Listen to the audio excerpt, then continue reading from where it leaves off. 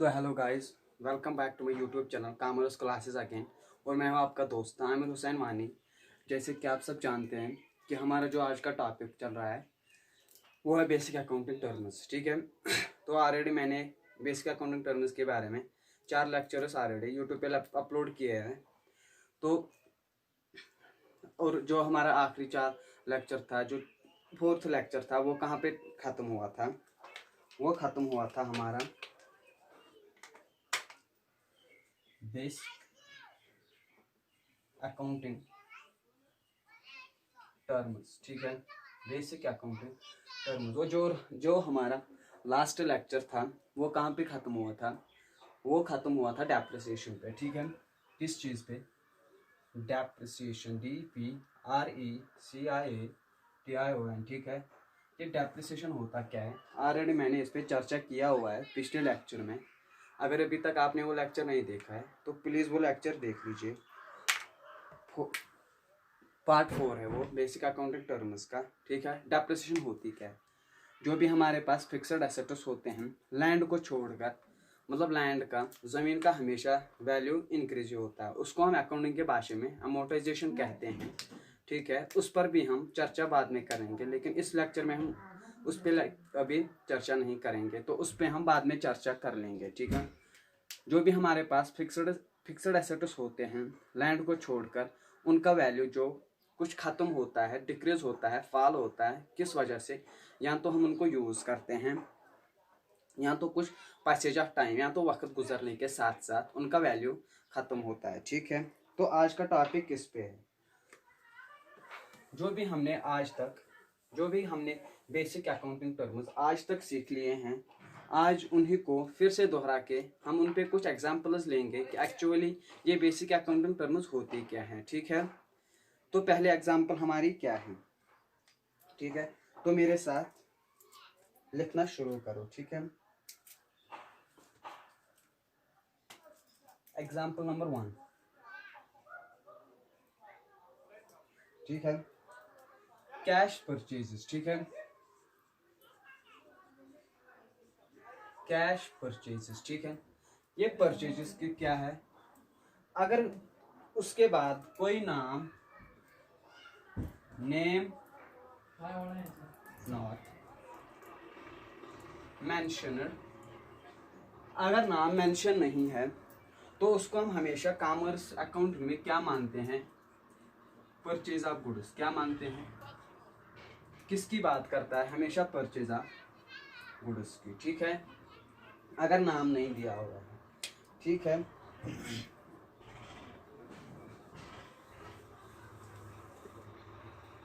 Cash purchases कितने भी किया, मतलब ब्रैकेट में गुड्स लिख दो। अगर कभी भी नाम नहीं दिया हुआ है, मेंशन नाम नहीं किया हुआ है, तो हमेशा मान के ये चलना लगता है कि ये भी जो हमने परचेज किए हैं किसकी बात कर रहा है? गुड्स की, मतलब जिसने बिजनेस डील करता है। ठीक है, तो उसी को हम अकाउंटिंग के भाषा में बोलते हैं परचेजेस। ठीक है, तो बोलता है कि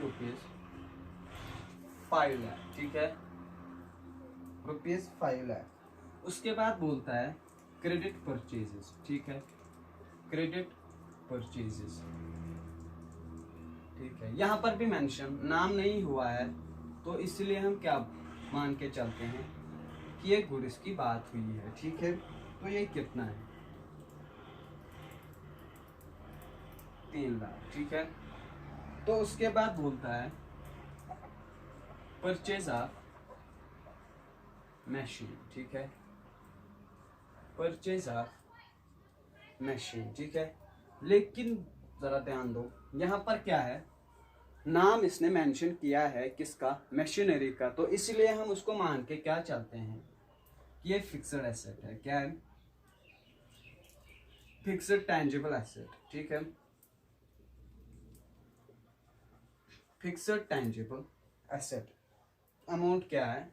₹2 लाख। ठीक है, ₹2 लाख। उसके बाद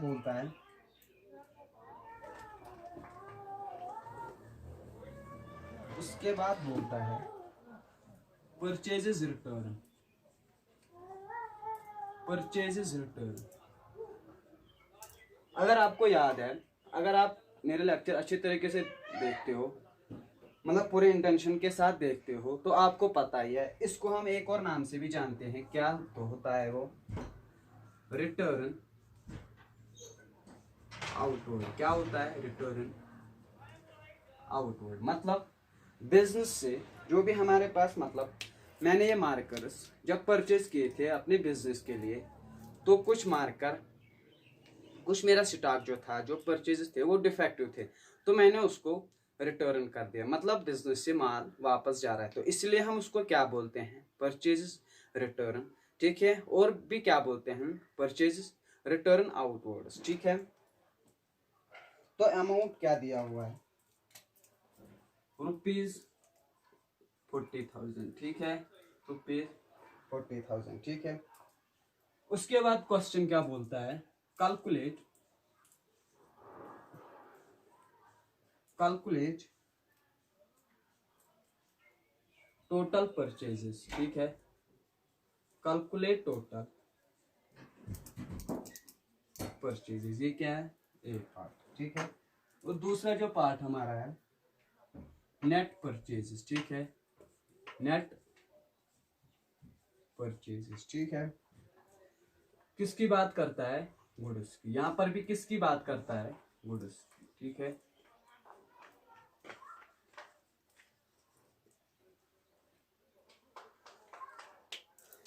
तो मैं इसको इरेज करता हूं क्योंकि आपको नीचे नहीं दिखाएगा फिर। तो जरा आप ये क्वेश्चन नोट आउट कर लो। ठीक है।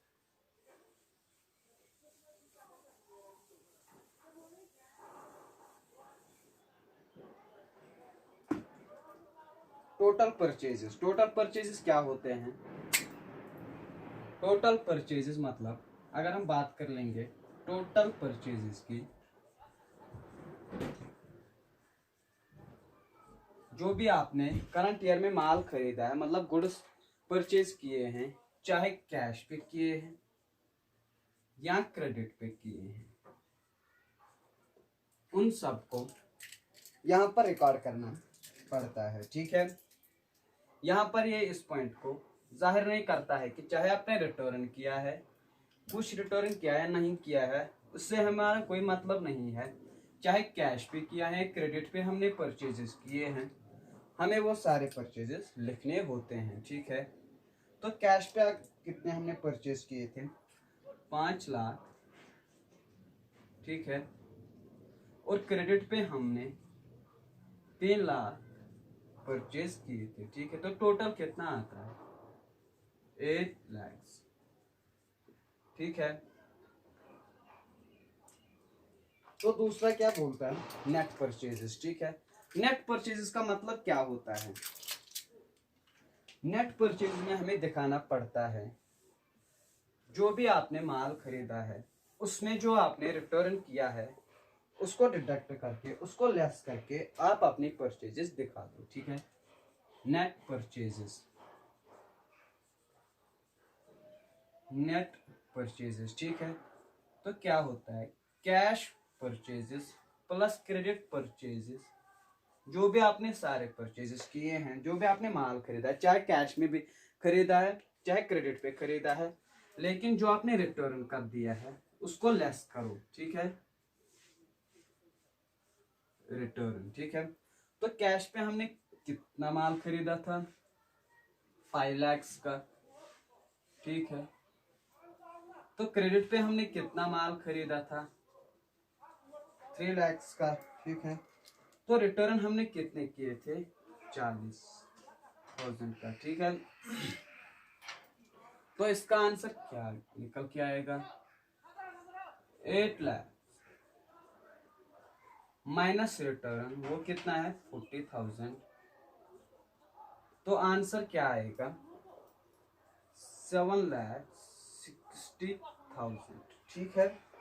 7,60,000।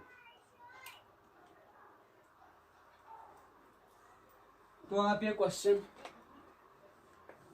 कॉपी कर लो। ठीक है।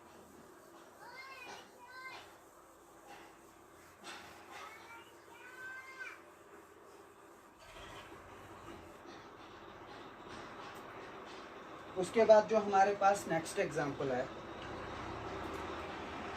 Example number 2। एग्जांपल नंबर 2, ठीक है। क्या बोलता है? Cash sales. अब हम सेल्स की बात कर रहे हैं, मतलब माल बेचने की।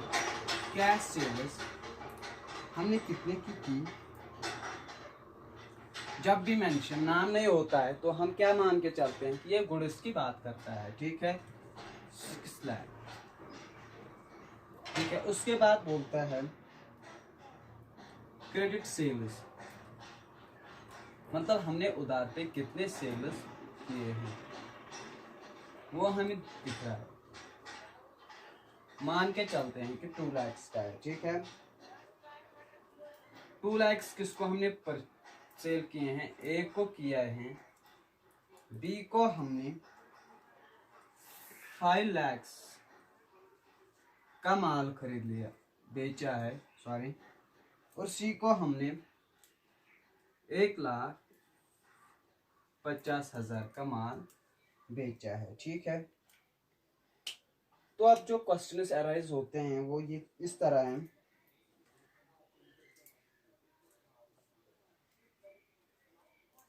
सेल्स रिटर्न कितने हुए, मतलब जो हमारे कस्टमर्स थे उन्होंने रिटर्न कितना किया है, उसको हम एक और नाम से भी जानते हैं, return outward, return inward, sorry, return inward. क्यों? क्योंकि माल हमारे पास आ रहा है, ठीक है। क्या बोलता है? ए ने हमको 30,000 का माल वापस कर दिया है, ठीक है। उसके बाद बोलता है collection of, collection from B, ठीक है। कलेक्शन फ्रॉम बी, कलेक्शन का मतलब होता है कि जो हमने बी से रिसीव किया है कैश, ठीक है। जो हमने बी से कैश रिसीव किया है उसी को हम बोलते हैं कलेक्शन, ठीक है। वो कितना है? 2,80,000, ठीक है। तो उसके बाद होता है कैश कलेक्टेड फ्रॉम सी, ठीक है। यहाँ कलेक्टेड ही लिख दो, कलेक्शन फ्रॉम सी, ठीक है। वो कितने की है? 60,000, ठीक है। और जो हमने इसको डिस्काउंट अलाउ किया, डिस्काउंट अलाउड तो कितना है? 5,000, ठीक है। अच्छा आप मुझे एक बात बोलो, जो ये हमने उसको डिस्काउंट दिया है, क्या ये ट्रेड डिस्काउंट है, ट्रेड डिस्काउंट या कैश डिस्काउंट है, ठीक है। बोलो क्या है? ये ट्रेड डिस्काउंट है या कैश डिस्काउंट है? अगर आपने मेरा लेक्चर, जो पिछले वाला लेक्चर मैंने डिस्काउंट के बारे में दिया था, अगर वो आपने सही तरीके से आपने समझ लिया और सुन लिया, तो जो भी हम ट्रेड डिस्काउंट देते हैं उनको हम बुक्स में रिकॉर्ड नहीं करते हैं, ठीक है। बल्कि जो भी हमारे सेल्स होते हैं वो हमेशा किस चीज पे रिकॉर्ड की जाती है? नेट सेल वैल्यू, ठीक है। नेट सेल वैल्यू पे ये सेल्स जो हमारे होते हैं उसी पे, चाहे परचेज या सेल्स है, जो हमें नेट सेल वैल्यू होता है उसी पे वो रिकॉर्डिंग की जाती है। ट्रेड डिस्काउंट को कभी भी बुक्स के अंदर नहीं दिखाया जाता है, तो इसलिए ये डिस्काउंट क्या है? कैश डिस्काउंट, ठीक है। क्या है कैश डिस्काउंट? कैलकुलेट, अब क्वेश्चन बोल रहा है calculate total sales, total sales, और दूसरा क्वेश्चन है नेट सेल्स, और तीसरा जो है amount due from amount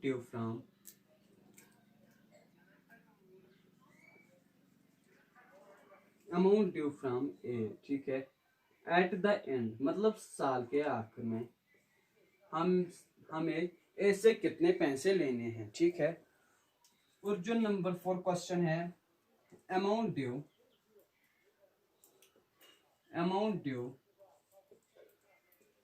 from B, ठीक है।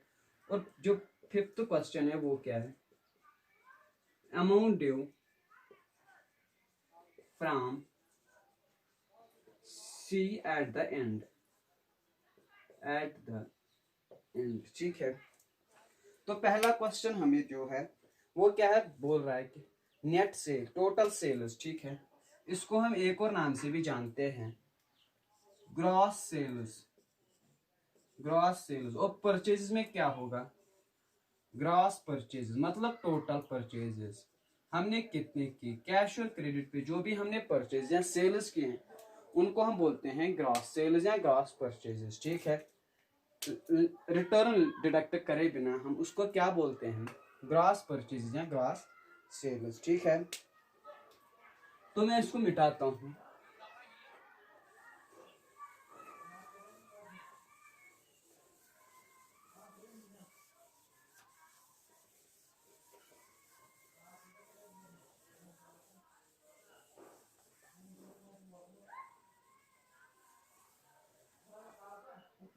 चलो अब हम आंसर देखेंगे। तो हमारा पहला क्वेश्चन क्या है, टोटल सेल्स, ठीक है। टोटल सेल्स हमने कितने की है, ए को कितने की थी, 6 लाख, बी को कितनी की थी,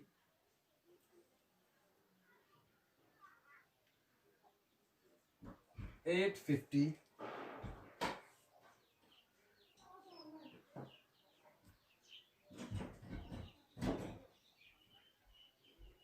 सॉरी बी को हमने की थी 5 लाख की सेल, ठीक है, 5 सेल्स।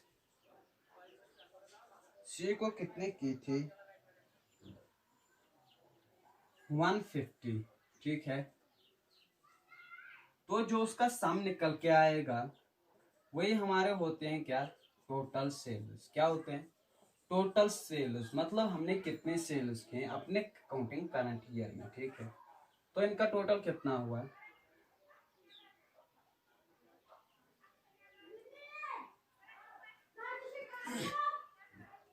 इनका टोटल जो निकलता है 4 5 11 12,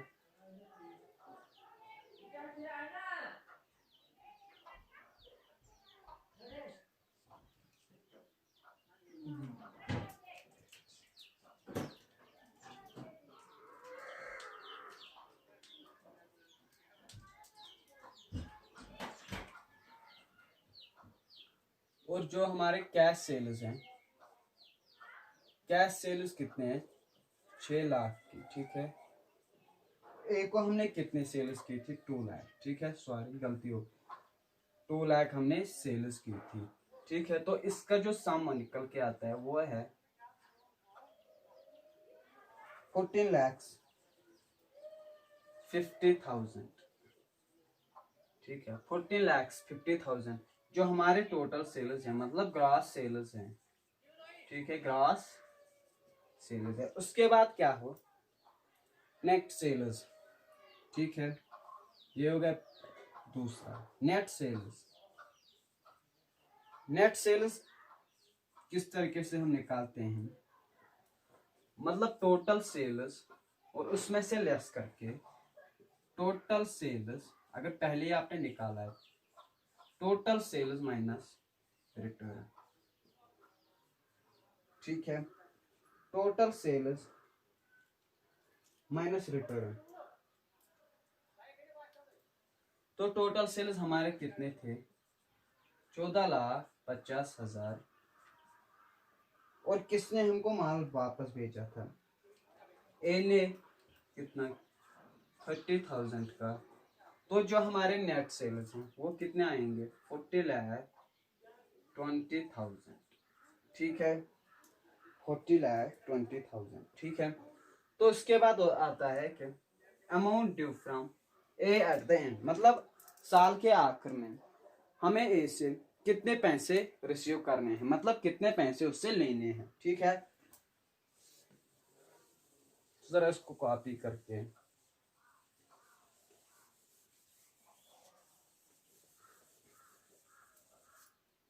क्वेश्चन नंबर 3,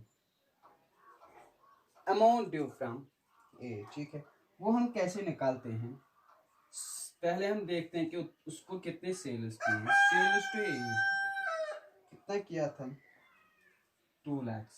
ठीक है, 2 लाख। और उसके बाद हम देखते हैं सेल्स रिटर्न। सेल्स रिटर्न, ठीक है, रिटर्न में उसने कितना किया था, 30,000 का। और क्या हमने ऐसे कुछ पेमेंट ली थी, नहीं, तो इसलिए क्या होगा, amount due from A to sales minus return. ठीक है, 2 लाख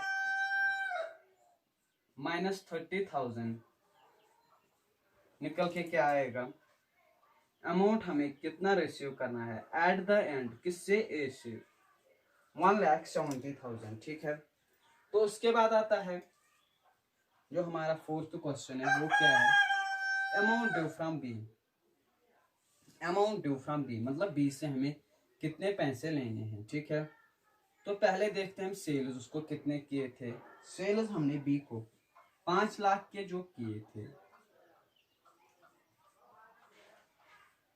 और उसके बाद रिटर्न उसने कुछ किया, और उसके बाद जो उसने ऑलरेडी कैश पे किया है, कैश पे उसने कितना कैश पे किया है, 2,80,000। ठीक है, सेल्स कितने किए थे, 5 लाख की, माइनस कर दो रिटर्न, माइनस कर दो जो उसने ऑलरेडी पेमेंट की है, तो वही निकल के आएगा कितना हमें ए से लेना है। ठीक है, 2,20,000 हमें ए से एट द एंड ऑफ लेने हैं। ठीक है,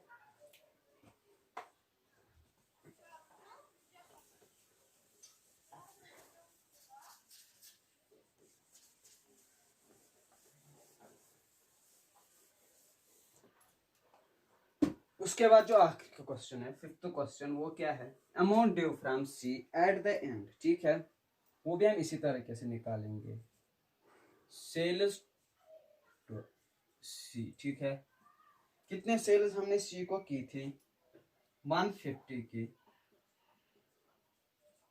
150 की। ठीक है, तो उसने रिटर्न कुछ नहीं किया था, कैश हमने उससे रिसीव किया था,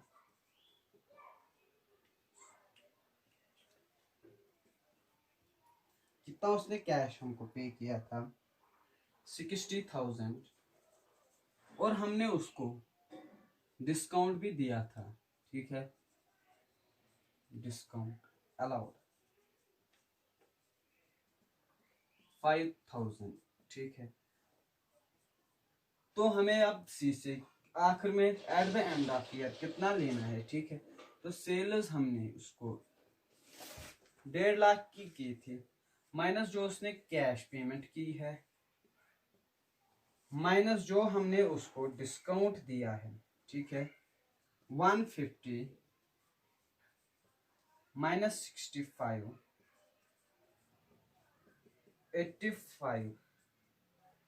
85,000 हमें eight the end of accounting period हमें किससे लेने हैं, सी से। ठीक है,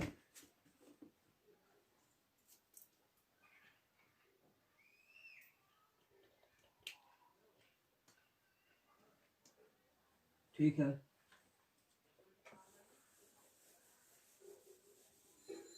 तो मैं एक और क्वेश्चन इससे एग्जांपल के बेसिस पर आपको समझाऊंगा, आपको पूछ लूंगा कि टोटल डेटर्स अगर हम देख लेंगे, 6th question, total debtors total debtors eight the end of the year, ठीक है,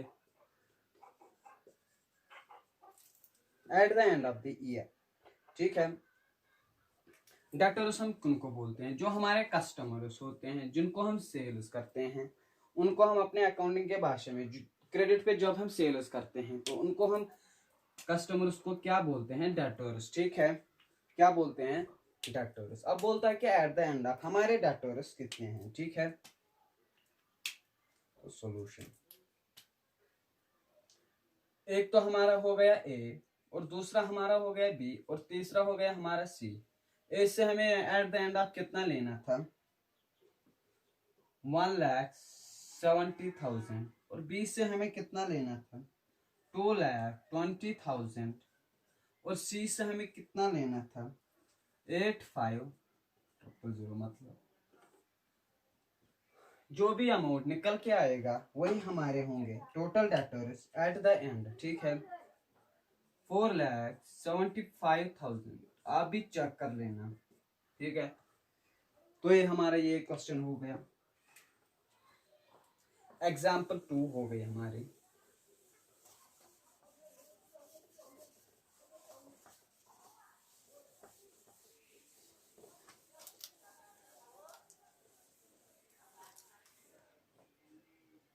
उसके बाद हम तीसरा एग्जाम्पल की तरफ चलेंगे, ठीक है।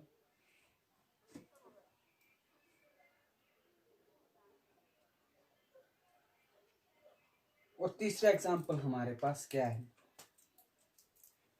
अब हम परचेज की बात कर लेंगे। क्रेडिट परचेजेस मतलब परचेज हमने क्या किया होगा, गुड्स हमने परचेज किए होंगे, ठीक है। एक का नाम है एक्स और दूसरा का नाम है वाई और तीसरे का नाम है जेड। मतलब इससे हमने 7 लाख का माल खरीदा है और वाई से हमने 4 लाख का माल खरीदा है और जेड से हमने कितने परचेजेस किए हैं? 8 लाख, ठीक है।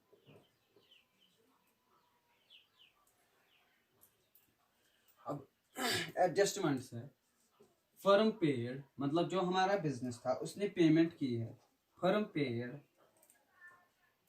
Rupees 80,000 to X. किसको पेमेंट की है? एक्स को, ठीक है।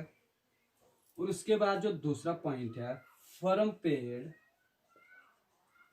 Rupees 250 to Y and received discount of rupees 10,000, ठीक है, ऑफ रुपीज 10,000, ठीक है।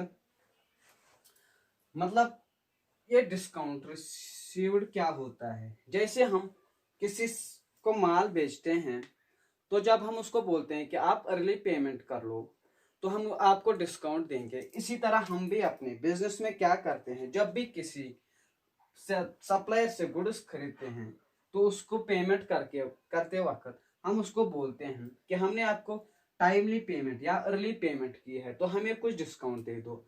तो उसी को हम बिजनेस के अंदर में क्या बोलते हैं? Discount received. क्या बोलते हैं?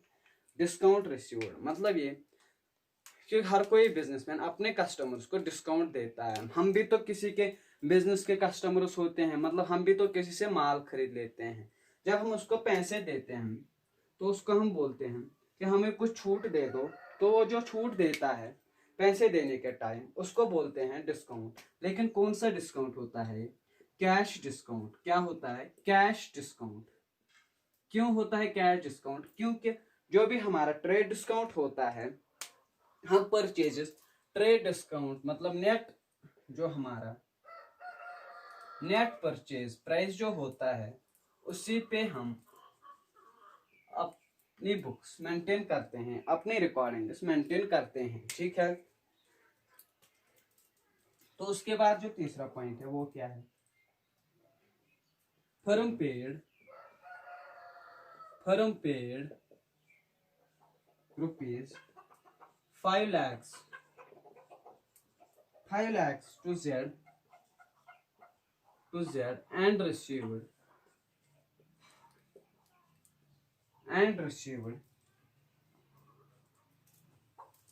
of rupees 30,000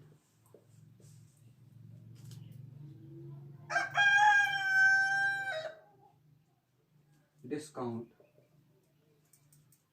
ठीक है, एंड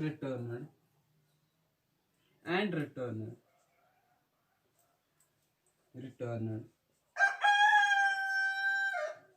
गुड्स कॉस्टिंग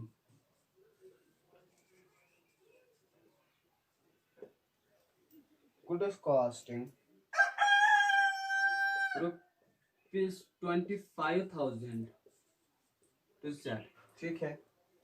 तो ये हमारे पास क्वेश्चन है, ठीक है। तो उसके बाद क्या आता है, कैलकुलेट, मतलब अब हमें मालूम क्या करना है, calculate amount due to Z at the end, ठीक है। Amount due to Y at the end, ठीक है। Amount due to Z at the end, ठीक है। और इसके बाद आता है total creditors at the end, ठीक है।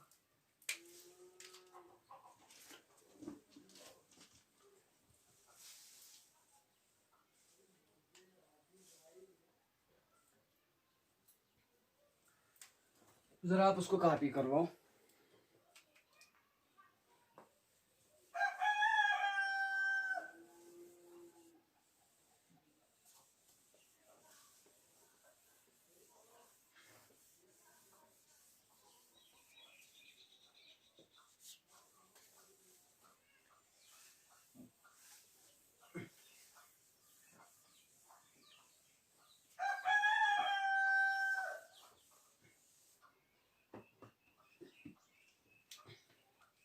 अमाउंट ड्यू टू Z, ठीक है। Amount due to Z at the end, मतलब सॉरी एक्स है, एक्स को हमें साल के आखिर में कितने पैसे देने हैं, ठीक है। तो कैसे कैलकुलेट कर, तो भी हमने उससे माल खरीदा है, लेस जो हमने ऑलरेडी कैश पेड किया है, या लेस कर दो रिटर्न जो हमने उसको किया है, और लेस कर दो अगर हमें कोई डिस्काउंट मिला है, ठीक है। तो परचेजेस हमने एक्स से कितने किए थे, 7 lakhs की, और कैश हमने कितना पे किया था, 80,000। रिटर्न तो हमने कुछ नहीं किया, और डिस्काउंट भी हमें एक्स से कुछ नहीं मिला, ठीक है।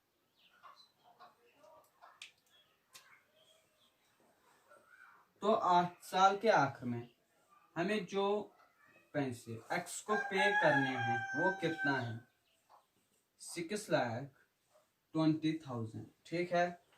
और उसके बाद दूसरा क्वेश्चन जो हमारा है वो क्या है, amount due to Y at the end, मतलब हमें Y को साल के आखिर में कितने पैसे देने, परचेजेस माइनस जो भी हमने उससे माल खरीदा, और उसको डिडक्ट जो हमने ऑलरेडी कैश पेमेंट की है, और जो हमने माल उसको वापस बेचा है, या हमें कोई डिस्काउंट मिला है, उस तमाम चीजों को डिडक्ट करके हम ये निकाल सकते हैं साल के आखिर में हमें एक्स को मतलब वाई को कितने पैसे पे करने हैं, ठीक है।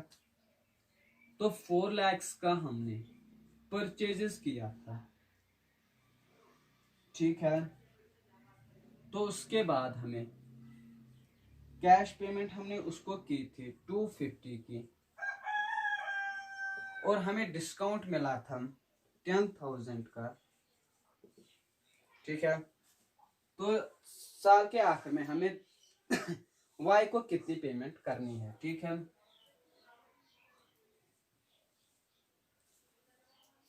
$4,00,000 माइनस 260, तो हमें साल के आखिर में वाई को 140 का अमाउंट देना है, ठीक है। तो आप इसको कॉपी कर लो।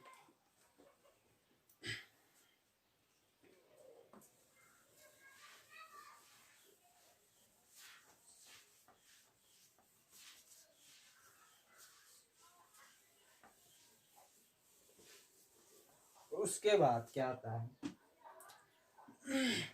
Amount due to Z at the end, मतलब जेड को हमें अब साल के आखिर में कितने पैसे पे करने हैं, ठीक है। तो हमने क्या क्या किया, परचेजेस, जो हमने माल खरीदा है और उसमें लेस क्या करते हैं, जो हमने ऑलरेडी कैश पेड किया है, और अगर हमने कुछ माल वापस कर दिया है उसको भी लेस करके, और अगर कुछ डिस्काउंट मिला है तो उसको भी हम लेस करके ये निकाल सकते हैं कि साल के आखिर में हमें जेड को कितनी पेमेंट करनी है, ठीक है। तो हमने कितने माल खरीद, कितने में उसके माल खरीदा था 8 लाख का, और कैश ऑलरेडी हमने उसको कितना पे किया था 30,000 का, ठीक है। और डिस्काउंट जो उससे मिला था, सॉरी डिस्काउंट, और रिटर्न हमने उसको 25,000 के थे, ठीक है। तो 8 लाख माइनस 55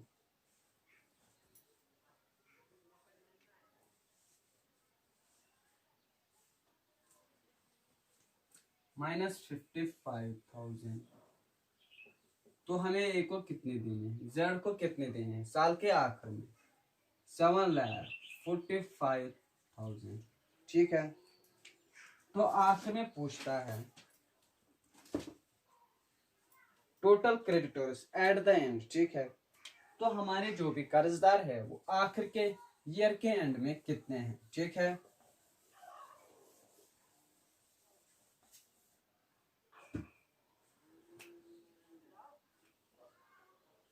तो हमारे कौन कौन से क्रेडिटर्स है, एक है एक्स और दूसरा है वाई और तीसरा है जेड।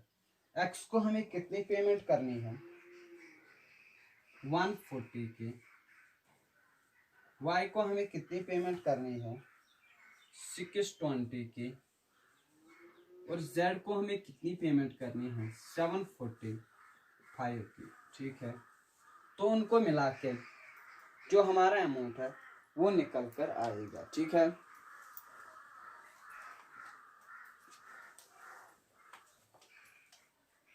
$140 प्लस 620 प्लस 745, तो वो आता है 15,05,000, ठीक है। 15,05,000, ठीक है। तो आज के लिए है लेक्चर अभी हम खत्म कर लेंगे, तो मिलते हैं अगले वीडियो में, तब तक के लिए बाय बाय।